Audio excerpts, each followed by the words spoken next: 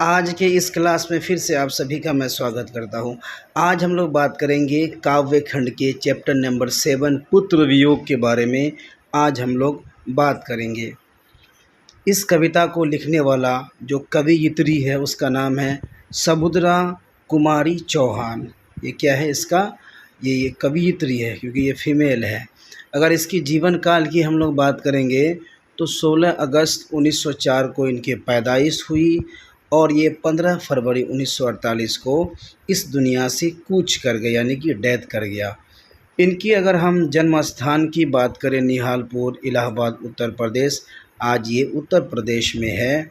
अगर इसके माता पिता की बात करें तो धीरज कुमार और ठाकुर रामनाथ सिंह इनके माता पिता हैं। जहाँ तक शिक्षा की बात है, अगर शिक्षा की बात करें तो क्रॉसवेट गर्ल्स स्कूल इलाहाबाद में प्रारंभिक शिक्षा इसी स्कूल में प्रसिद्ध कवयित्री महादेवी वर्मा सुभद्रा कुमारी चौहान के साथ पढ़ी थी। 9वीं तक पढ़ाई के बाद असहयोग आंदोलन में भाग लेना। अगर कर्म क्षेत्र की बात करें, कर्म क्षेत्र का मतलब होता है कि क्या क्या काम उन्होंने किया है। बात करें तो समाज सेवा, राजनीति, स्वाधीनता संघर्ष में सक्रिय भागीदारी, अनेक बार कारावास, मध्य प्रदेश में कांग्रेस पार्टी की एमएलए, तो बहुत सारे इन्होंने कर्म क्षेत्र में अपना सहयोग दिया है। अगर कृतियों की बात करें हम तो मुकुल कविता संग्रह 1930, त्रिधारा बिखरे मोती कहानी संग्रह, सभा के खेल कहानी संग्रह, ये सारी उनकी कृतियाँ हैं। और पुरस्कार की अगर हम बात करें तो पुरस्कार में मुकुल पर 1930 में हिंदी साहित्य सम्मेलन का शेख सरिया पुरस्कार। तो चलिए हम कविता की व्याख्या करना शुरू करते हैं। सबसे पहले आठ दिशाएं भी हंसती है उल्लास विश्व पर छाया, मेरा खोया हुआ खिलौना अब तक मेरे पास ना आया। इसमें जो कवित्री समुद्रा कुमारी चौहान जी कहते हैं कि आज चारों दिशाओं में पूरी विश्व में खुशी है, उल्लास है, लेकिन मेरा खोया हुआ खिलौना से मतलब है कि मेरा बेटा अभी तक मेरे पास नहीं आया। हर माँ के लिए अपना बेटा अनमोल होता है, ये हर किसी को पता है। तो वो कहता है कि मेरा खोया हुआ खिलौना, मेरा बेटा अभी तक मेरे पास नहीं आया। फिर आगे कवि कहते हैं, शीत न लग जाए इस भय से, नहीं गोद से जिसे उतारा, छोड़ काम दौड़ कर आई, माँ कहकर जिस समय पुकारा। इस कविता में आगे कहता है कि इन पंक्ति में कहती है कौन? कवित्री सुभद्रा कुमारी चौहान जी कहते हैं, मेरे बेटे को ठंड नहीं लग जाए इस डर से मैंने कभी उसे अपने गोद से नहीं उतारा है, क्योंकि ठंड ना लग जाए इसी वजह से, इसी डर से मैं अपने बच्चे को कभी भी गोद से नहीं उतारा।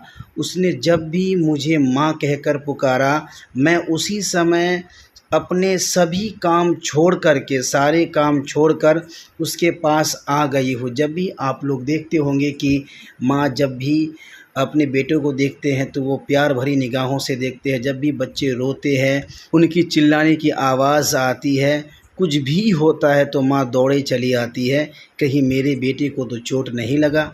तो आगे कहती है, थपकी दे दे जिसे सुलाया, जिसके लिए लोरिया गाई, जिसके मुख पर ज़रा मलिनता, देख आँख में रात बिताई। इसकी व्याख्या अगर हम कहते हैं तो कहती है कवित्री इन पंक्तियों में, समुद्रा कुमारी चौहान जी कहती है, जिस बेटे को थपकी दे देकर मैंने सुलाया, जिसके लिए लोरिया गाई, जिस बेटे की थोड़ी सी देख मैं रात भर सो नहीं पाई। अगर मेरे बेटे को कभी भी किसी तरह का कोई परेशानी आया है तो मैं रात भर जागी हूँ, मैं सो नहीं पाई हूँ। उसके बाद आगे, जिसके लिए भूल अपनापन, पत्थर को भी देव बनाया, कहीं नारियल कहीं दूध बताशे, कहीं चराकर शीश नवाया। इस पाठ में कवित्री समुद्रा कुमारी सिंह चौहान कहती है, जिस बेटे के लिए अपनी सभी खुशियों को भूल गई, एक पत्थर को भगवान मानकर नारियल, दूध, बताशे और भी बहुत सारे चढ़ावा चढ़ाया, बहुत से देवी देवताओं के आगे अपना शीश नवाया, यानी कि अपना सर झुकाया। जब एक बेटे की तबीयत ख़राब होती है, न जाने माँ किन किन के पास जाता है, ज़रूरत पड़े तो डॉक्टर के पास, ज़रूरत पड़े तो वैद्य के पास, ज़रूरत पड़े तो मंदिरों में, मस्जिदों में, गिरजाघरों में, हर जगह माँ अपने बेटे के लिए जाता है। और आज के बेटे क्या करता है, तुरंत ही अपने माँ बाप को कह देता है कि आपने हमारे लिए किया ही क्या है। तो चलिए आगे। फिर भी कोई कुछ न कर सका, छीन ही गया खिलौना मेरा, मैं असहाय विवश बैठी ही रह गई छौना मेरा। इसमें कवित्री सबुद्रा कुमारी चौहान जी कहती है, किसी ने भी मेरी सहायता नहीं की, किसी ने भी मेरा हेल्प नहीं किया, मेरा बेटा मुझसे छीन गया, मैं कुछ नहीं कर पाई, मैं विवश ही बैठी रही, मैं मजबूर ही बैठी रही और मेरा बच्चा मुझसे दूर चला गया, कोई मेरा कुछ भी हेल्प नहीं कर पाया। आगे कवि कहती है, तड़प रहे हैं विकल प्राण ये, मुझको पल भर शांति नहीं है, वह खोया धन पा ना सकूँगी, इसमें कुछ भी भ्रांति नहीं है। इसकी व्याख्या में कवित्री सबुद्रा कुमारी चौहान जी कहती है, मेरा हृदय तड़प रहा है, मेरा दिल टूट रहा है, मेरा दिल जल रहा है, मुझे एक पल की भी शांति नहीं मिल रही है, मैं बेचैन हूँ, मुझे कुछ भी नहीं भाता, मुझे कुछ समझ में नहीं आता, अपने खोया हुआ धन, अपने खोया हुआ खिलौना, अपना बच्चे को नहीं पा सकती हूँ, मैं अपने बच्चों को नहीं पा सकती हूँ। इसीलिए कवित्री कहती है, तड़प रहे हैं विकल प्राण ये, मुझको पल भर शांति नहीं है, वह खोया धन पा ना सकूँगी, इसमें कुछ भी भ्रांति नहीं है। फिर आगे कवित्री कहती है, फिर भी रोता ही रहता है, नहीं मानता है मन मेरा, बड़ा जटिल नीरस लगता है, सूना सूना जीवन मेरा। इस पंक्ति में कवित्री सबुद्रा कुमारी चौहान जी कहती है कि मेरा मन नहीं मानता है, मुझे मेरा जीवन सूना और नीरस लगता है, क्योंकि उसका सबसे अनमोल खिलौना, सबसे उसका अनमोल जान उससे दूर हो चला गया है, तो उनका ज़रा सी भी मन नहीं लगता है। सबको पता है कि अपने माँ से अगर कोई बेटा थोड़ा दूर चला जाए, वो गुम हो जाए, कहीं खो जाए, तो माँ का दिल तड़प उठता है। तो इसीलिए इस कविता में कहती है, मेरा मन नहीं मानता है, मुझे मेरा जीवन सूना और नीरस लगता है, मेरा मन अपने बच्चे के लिए रोता ही रहता है। आगे कवित्री कहती है, यह लगता है एक बार यदि पल भर को उसको पा जाती, जिसे लगा प्यार से सर सहला सहला उसको समझाती। इस पंक्ति के द्वारा कवित्री सबुद्रा कुमारी सिंह चौहान जी कहती है कि मेरा मन करता है, एक बार यदि मैं अपने बेटे को गले से लगा पाती, मैं अपने बेटों को अपने तन से लगा पाती, तो उसको प्यार से उसके सर को सहलाकर उसको समझाती।